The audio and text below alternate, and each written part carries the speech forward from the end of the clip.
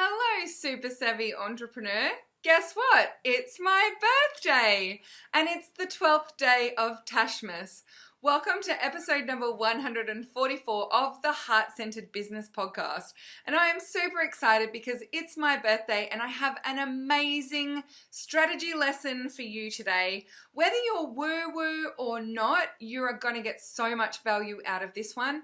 And there's a super awesome competition as well.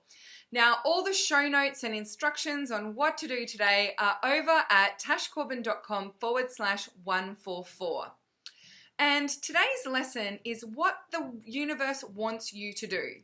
So I'm going to be sharing with you the one thing that the universe really wants you to do, whether you believe in the universe or not, whether you're into the woo or not. This is the thing that you need to do to accelerate your success, and it's the exact opposite of what you think it is. So are you ready to hear what this is? I hope so. Let's get started with today's episode.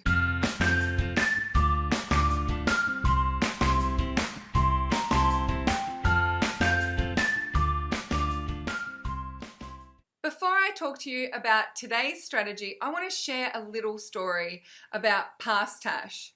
The Tash who started her business in 2013 after quitting her job and then going to Europe for 3.5 weeks and then coming back with very little money and sitting down at a desk and deciding, right, now it's time for me to start my business. That Tash had come from the corporate world. I had been in corporate consulting, and before that I'd worked as HR manager for a government organization. And that Tash had been so conditioned to believe that she needed to work super hard to get anything worthwhile that she kind of needed to detox from her corporate way of working. Every morning, her partner, Honest Dave, would toddle off to his job and she would sit down at her desk with a cup of coffee and be right into it. This is where I need to get started and get this work done. She would work solidly whilst Honest Dave was at work, creating things, getting on social media, trying to work out what to do, building her own business strategy because she couldn't afford to get anyone's help or advice with what she was meant to be doing. As soon as Honest Dave got home, she would rush to the door and say, "Here's what I've done today," and report to him all of the amazing actions that she had taken to try and grow her business. We would go for a walk in the afternoon, I would cook dinner, and then as soon as we had finished dinner, back at the computer I would go, finding new things to do, new groups to join, new ways to promote my work, really desperate to try and create momentum and success for my business. That Tash needed to detox from this corporate way of working because actually she was really ineffective. When I look back now and think about all the things that I did in the first 6 months of my business, if I could go back and coach past Tash on this stuff, I'll be like, do not worry about that. Do not worry about that. Do not worry about that. What are you doing, Tash? This is not important activities. You are making life hard for yourself. Now, over the years, I have learned a lot about myself and a lot about what works for me in business, in my personal life, and in my magical life. And one of the things that I have learned, probably the hard way, and probably through being bashed over the head with it hundreds and hundreds of times, is that the universe wants you to stop. Yes, the universe wants you to stop. And actually, when you stop, you get rewarded. Think about it. Even if you're not into the totally woo-woo, when you stop doing your work, when you have a shower, when you're at yoga, when you're just watching random TV, what happens? Your brain is able to process everything that's gone on. Your brain is able to have space to be creative. When I go on holidays, I have my most fabulous business ideas. When I'm in the yoga studio, my brain is like, woo, sparking with these amazing ideas for my business. My best business ideas come when I'm in the shower, listening to music, maybe having a little bit of a dance around, not being very efficient in my showering, I must admit. But it's actually when I stop that the magic happens. My brain is able to process. I have space to be creative. I'm able to open myself to receiving. And I'm also able to take note of what's going on with my mindset. Now, I know that I am just practicing. There is still so much for me to learn about being able to stop, be present in the moment, to let go of those business ideas and things that come flooding in when I'm in the middle of downward dog at yoga. But I love that I'm able to explore this and share as I go. And I bet for a lot of you, you are very busy ladies. I was a little bit hesitant in doing this episode of the Heart Centered Business podcast because I know that we have a lot of very spiritual, very amazingly connected women in the Lady Posse and who listen to the work that I put out. But at the same time, when I reflect and when I look at who's in the Lady Posse and what I see from you guys, a lot of people are doing a lot of things and a lot of people are really stressed out. And when our beautiful time and productivity ladies ask questions on help on what I need Tuesday, I see a lot of people saying, I just need an extra 6 hours in the day. I just need to sleep. I just wish I had more time. There's not enough hours in the day for me to get done the things that I need to get done. And whilst I understand that we do have, life pressures and a lot of ladies have children and responsibilities and you've got people to look after and significant others and family members and a lot of us are looking after parents and all sorts of things, I still think that we aren't being particularly effective in our businesses because we're working too much.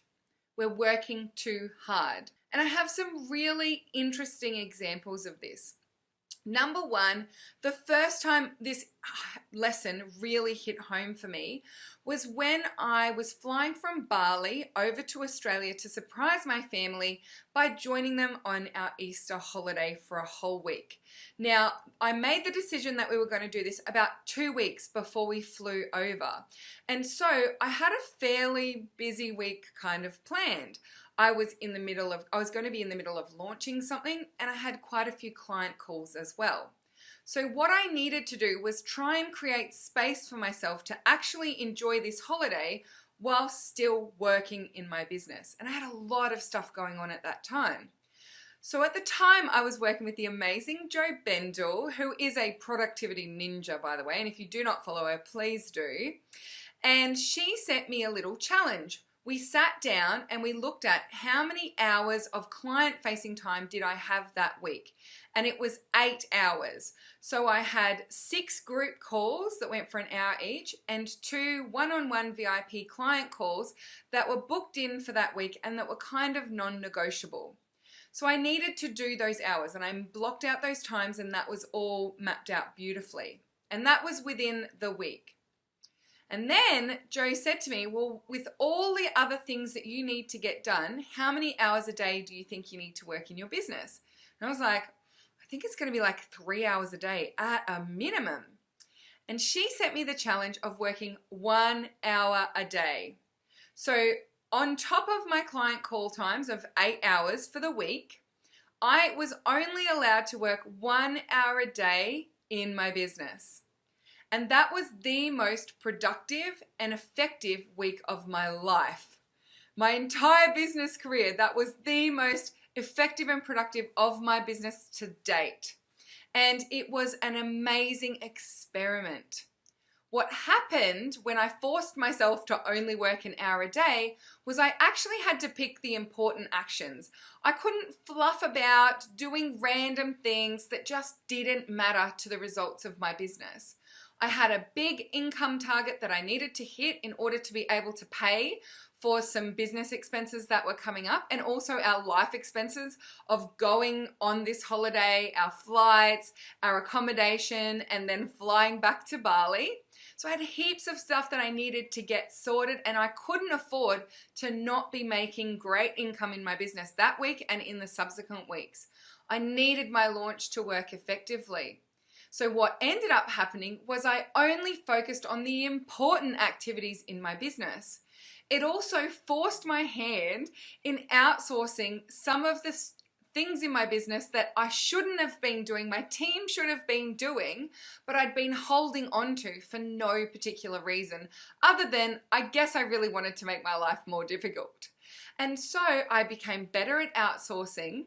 I focused on the really important activities, and I had so much downtime doing things that were not related to my business because I was on a family holiday. So when I was not doing those hours of working, I was out kayaking, going fishing, riding go-karts, going swimming, playing board games with my niece and nephew and the other 15 to 20 children who were there on holidays with us. My partner and I went for these amazing long walks. I spent quality time with my sister. I read 3 novels in that 1 week.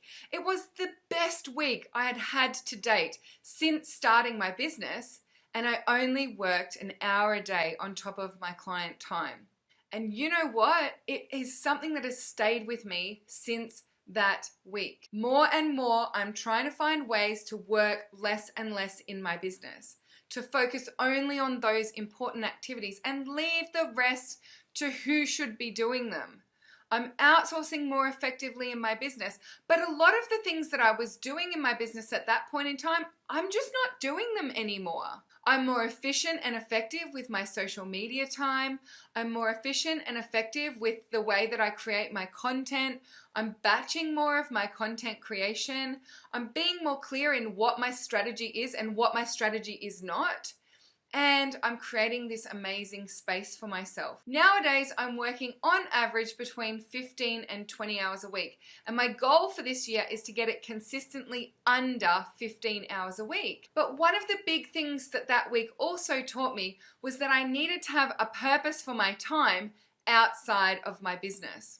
So if you're like me, maybe you don't have kids, maybe there's not actually other important things that you want to be doing, have a think about what you would do with your time if you only worked 10 hours in your business. If you only worked 2 hours a day, 5 days a week in your business, what would you use that other time for? Because the weeks in which my hours of work actually expand are the weeks in which I don't have a purpose for my time outside my business. So I might start my day with a client call, and then I've got a couple of things that I need to tidy up and some content things that I need to do on social media, and then I have the whole afternoon off. If I don't make sure I've got a purpose for that afternoon off outside of my business, guess what I end up doing? Scrolling social media, hanging out on Facebook, making up jobs for myself, creating things that I don't need to create, interfering with my poor team, doing the job that they do so well without me. So it's really important, if you're going to embrace this way of reducing your hours, that you are clear on what the time outside of your business will be used for. Maybe you're going to have a beautiful dedicated hour with your kids every single day where you do something new and fun and creative every single day. Maybe you're going to go to yoga classes. You're going to go for long walks on the beach. I definitely do lots of that. Maybe it's just chilling out on the couch and watching Netflix. For me, I love reading fiction. I love reading novels. It lights me up. It's so fun. I can't believe that I have, for the first 2 years of my business, I think I read 2 novels. Nowadays, I'm churning through 3 or 4 a month. So have a think about what that purpose to that time is and how you can encourage yourself to stop working. Stop working.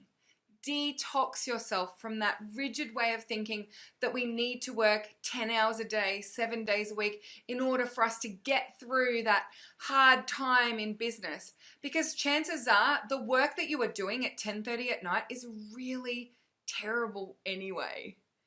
It's probably not your most powerful hour of working in your business.